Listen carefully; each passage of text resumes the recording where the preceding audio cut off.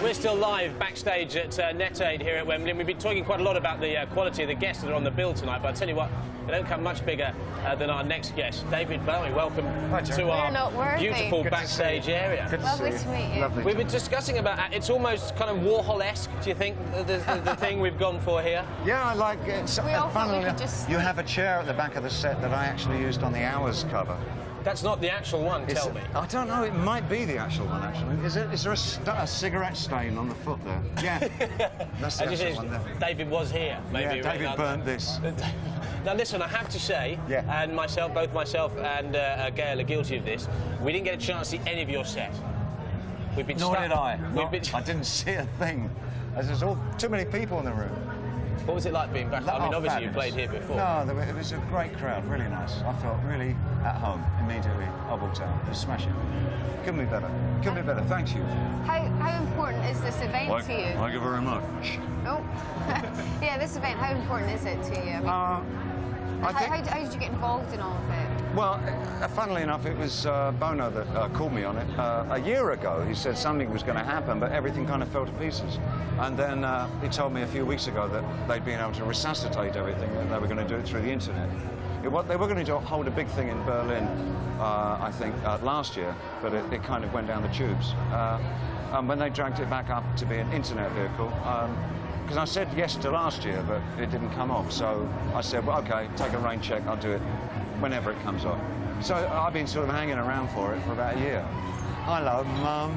But you were, I guess it's fair to say you were kind of an internet pioneer, weren't you, really, back in the 80s? I mean, you were one of the 1993 we started, which really was a long time ago. And you were doing, my memory's not great, and I was only 13, but weren't you emailing... We had electronic mail in 83, and then by 87, 88, I had the first artist news group up, which is over 11 years ago, a really long time ago. So I've been fooling around with the internet for a really long time. I mean, I always thought it always was going to be the next revolution, as far as I was concerned. And now there's this thing that you've set up, BowieNet. Yes, BowieNet. What's BowieNet? BowieNet. BowieNet. You're from Scotland, right? Yes, so I like to How do you pronounce it in Scotland? What, we'd say Bowie. Bowie. Yes, Bowie. There you go, BowieNet. Yeah. BowieNet. Yeah. BowieNet. When my son was very little, he used to call Rebel, Wobble, Wobble. Really? Yeah. I don't know, it just reminded me, BowieNet, Wobble. Bowie, do that Wobble, Wobble. Sorry, what you were saying? What's it all about? Yeah, is it an ISP? Yeah, right. it's an ISP. And we started a year ago now. The idea was to create a company, which I'm co-founder of, that actually has ISPs for loyal groups of people who are loyal to one specific thing. We also run the Yankees, you know, the Yankees baseball team. We run their site as well. So people who like the Yankees have the Yankee site as their ISP. So it's their gateway to the internet. And Bowie fans use BowieNet as their ISP. So that's kind of that's our job. Right. That's the work we do. And it was a company that I've, had an idea on for me for quite a long time. We got on with it last year, and it's doing very well indeed. Right. It's quite a major player in terms of ISP companies. Right. And how does the internet affect what's going on here tonight? I'm still kind of unsure as to. Well, I think it's about access to concerns and organisations that you feel you have empathy with. I mean, the one thing is like a pool of resources.